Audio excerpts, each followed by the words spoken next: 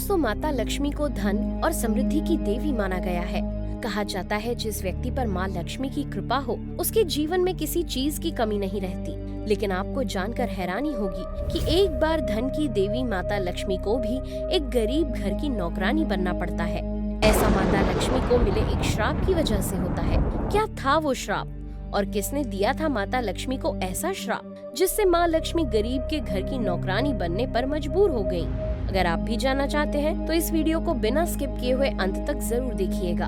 और अगर आपने अब तक हमारे चैनल को सब्सक्राइब नहीं किया है तो फटाफट से सब्सक्राइब करके बेल आइकन को प्रेस कर दीजिए ताकि हमारे आने वाले वीडियो के नोटिफिकेशंस आपको मिलते रहें। तो चलिए शुरू करते हैं। दोस्तों, पौराणिक मान्यताओं के मुताबिक एक बार वैकुंठ में निवास करने वाले भगवान विष्णु को धरती भ्रमण करने की इच्छा हुई। धरती पर गए हुए भगवान विष्णु को काफी ज्यादा समय भी बीत चुका था, इसलिए उन्होंने तय किया कि अब वे धरती का भ्रमण करेंगे और इसके लिए वे अपनी तैयारी में लग गए। अगले दिन जब भगवान विष्णु अपनी पूरी तैयारी करके धरती भ्रमण करने के लिए जाने लगे, तब माता लक्ष्मी उनके पास गई और उनसे पूछा, प्रभु आप कहाँ जा रहे हैं? तब भगवान विष्णु ने माता लक्ष्मी से कहा, हे देवी, मैं पृथ्वी लोक के भ्रमण पर जा रहा हूँ। भगवान विष्णु के मुंह से पृथ्वी लोक भ्रमण की बात सुनकर माता लक्ष्मी ने भगवान विष्णु के साथ जाने की अपनी इच्छा जाहिर की।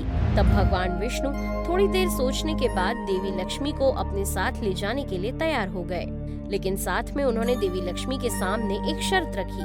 भगवान विष्णु ने कहा, देवी, अगर आप मेरे साथ पृथ्वी लोक भ्रमण करना चाहती हैं, तो आपको ये वचन देना होगा कि आप पृथ्वी लोक पहुंचकर उत्तर दिशा की तरफ नहीं देखेंगी। इस पर देवी लक्ष्मी ने भगवान विष्णु से कहा, हे स्वामी, मुझे आपकी हर शर्त मंजूर है। मैं आपके साथ धरती लोक जाना चाहती हूँ। इसके लिए मैं कोई भी शर्त मानने के लिए तैयार हूँ। अगर आप चाहते हैं कि मैं धरती लोक पर उत्तर दिशा की तरफ ना देखूं, तो मैं नहीं देखूंगी। मैं आपको वचन देती हूँ। देवी लक्ष्मी द्वारा शर्त स्वीकार लेने के बाद भगवान विष्णु और देवी लक्ष्मी धरती लोक की ओर निकल गए। देवी लक्ष्मी भगवान विष्णु के साथ जब पृथ्वी लोक पर पहुंचती है तो उस समय सुबह का समय रहता है। धरती लोक का मौसम बहुत ही सुहाना रहता है। सूर्य उदय हो रहा था, रात की विदाई हो रही थी। चारों ओर हरियाली और पक्षियों की चहचहाट की आवाज गूंज रही थी। सूर्य की मध्यम मध्यम किरणों से धरती का नजारा बहुत ही ज्यादा लुभावना था।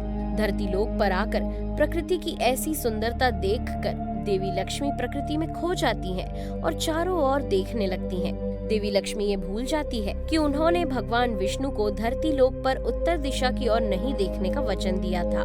धरती को चारों ओर देखने के क्रम में देवी लक्ष्मी उत्तर दिशा की ओर भी देखने लगती हैं, जहाँ देवी लक्ष्मी को एक बहुत ही सुंदर बगीचा नजर आता है जिसमें बहुत ही खूबसूरत फूल खिले होते हैं।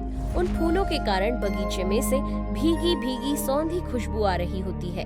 देवी लक्ष्मी उस बगीचे की सुंदरता को देखकर खुद को रोक नहीं पाती और सीधे उस बगीचे में चली जाती है। बगीचे में पहुंचकर देवी लक्ष्मी एक सुंदर सा फूल तोड़ती हैं और उसे लेकर भगवान विष्णु के पास आती हैं। भगवान विष्णु देवी लक्ष्मी के हाथ में उस बगीचे से फूल देखकर बहुत ही ज्यादा दुखी और क्रोधित हो जाते हैं।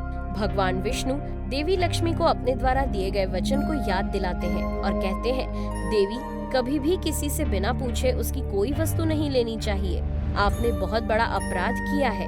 ये अपराध चोरी की श्रेणी में आता है। भगवान विष्णु की ये बातें सुनकर देवी लक्ष्मी को अपनी गलती का एहसास होता है। साथ में उन्हें अपना वचन भी याद आता है। अब देवी लक्ष्मी अपनी भूल के लिए भगवान विष्णु से क्षमा याचना करती है, जिस पर भगवान विष्णु देवी लक्ष्मी से कहते हैं, देवी, आपने जो गलती की है उसके लिए आपको क्षमा नहीं मिल सकती। आपने पाप किया है, आपने अपना वचन तोड़ा है, इसलिए मैं आपको श्राप देता हूँ। जिस माली के बगीचे से आपने ये फूल बिना उसकी आज्ञा के तोड़ा है, उसके घर पर देवी आप अगले 3 वर्षों तक नौकरानी बनकर अपनी गलती का पश्चाताप करेंगी। आपका पश्चाताप पूरा होने के बाद मैं आपको वैकुंठ धाम वापस बुला लूंगा। भगवान विष्णु के मुख से अपने लिए ऐसे कठोर शब्दों को सुनकर माता लक्ष्मी भगवान विष्णु से कहती हैं, हे प्रभु, मुझे आपके द्वारा दी गई हर सजा मंजूर है।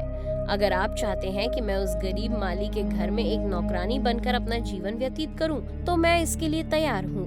अब भगवान विष्णु अकेले ही वैकुंठ धाम लौट जाते हैं और देवी लक्ष्मी भगवान विष्णु के उस श्राप का मान रखने के लिए एक गरीब लड़की का रूप धारण करके उस गरीब माली के घर पहुंचती है, जिसके बाग से उन्होंने फूल तोड़ा था। उस गरीब माली का नाम माधव होता है। माधव इतना गरीब होता है कि उसके पास रहने के लिए केवल एक टूटी फूटी झोपड़ी रहती है। माधव उस झोपड़ी में अपनी पत्नी, 2 बेटों और 3 बेटियों के साथ रहता था।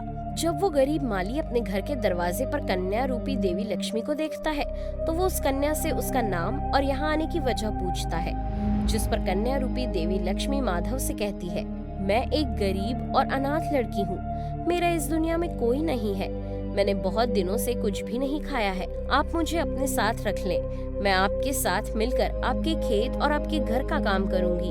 कन्या के मुंह से ये बातें सुनकर माधव को दया आ जाती है और वो कन्या रूपी देवी लक्ष्मी से कहता है, बेटी, मैं एक बहुत ही गरीब माली हूँ, जो भी कमाता हूँ उससे किसी तरह अपने परिवार का पेट भरता हूँ, लेकिन अगर मेरी 3 की जगह 4 बेटियाँ होती तो मैं उसमें से भी उनका पेट भरता, इसलिए अगर तुम चाहो तो मेरी बेटी बनकर मेरे घर में रह सकती हो, हम जो भी खाएंगे वो तुम्हें भी खिलाएंगे।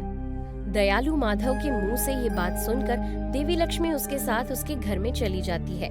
घर में माधव का परिवार कन्या रूपी देवी लक्ष्मी से मिलकर बहुत खुश होता है। दूसरी तरफ माता लक्ष्मी के उस गरीब माली की झोपड़ी में आने से उस माली की किस्मत बदलने लगी। माँ लक्ष्मी के आते ही उस माली की आय बढ़ गई।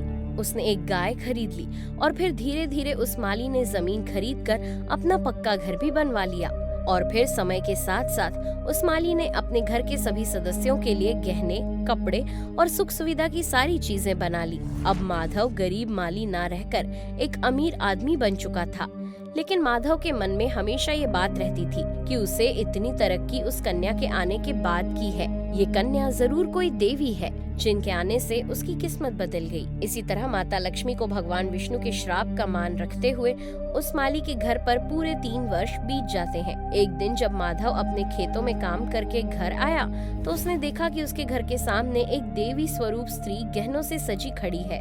माधव जब देवी को नजदीक जाकर देखता है तो पाता है ये देवी उसकी मुंह बोली चौथी बेटी है। अब माधव को ये समझते देर नहीं लगती कि उसकी चौथी बेटी कोई और नहीं, स्वयं देवी लक्ष्मी थी। माधव तुरंत अपने पूरे परिवार को बुलाता है। सभी देवी लक्ष्मी को देखकर चकित रह जाते हैं। अब माधव और उसका परिवार देवी लक्ष्मी से माफी मांगता है। माधव कहता है, हे माँ, हम नादान हैं, हमें क्षमा करें, हमने आपसे अनजाने में ही घर और खेत में काम करवाया। माँ, हमसे बहुत बड़ा अपराध हो गया, हमें माफ कर दें। माधव के मुंह से ये बातें सुनकर देवी लक्ष्मी पहले मुस्कुराती हैं और फिर कहती हैं, हे माधव, तुम बहुत ही दयालु व्यक्ति हो। तुमने एक अनजान कन्या को मुसीबत में देखकर उसे अपनी बेटी बना लिया। तुमने मुझे बिल्कुल अपनी बेटी की तरह प्यार दिया, अपने परिवार का सदस्य समझा। तुम्हारी इस नेक दिली को देखकर मैं तुम्हें वरदान देती हूँ कि तुम्हारे पास कभी भी खुशी और धन की कमी नहीं होगी। तुम्हें वे सारे सुख मिलेंगे जिसके तुम हकदार हो। देवी लक्ष्मी माधव को आशीर्वाद देने के बाद भगवान विष्णु के द्वारा भेजे गए रथ में बैठकर वैकुंठ धाम लौट जाती है। तो दोस्तों, इस तरह से भगवान विष्णु के श्राप की वजह से ही देवी लक्ष्मी एक गरीब के घर में नौकरानी बनी थी। इस वीडियो में फिलहाल इतना ही। आप हमारा ये वीडियो देश के किस शहर से देख रहे हैं, कमेंट में जरूर बताइएगा। उम्मीद है आपको आज का ये वीडियो पसंद आया होगा। अगर हाँ, तो इस वीडियो को लाइक करें। इस तरह के और भी सनातन धर्म की कहानियों को देखते रहने के लिए हमारी चैनल को सब्सक्राइब करके बेल आइकन को प्रेस कर लें। Thanks for watching.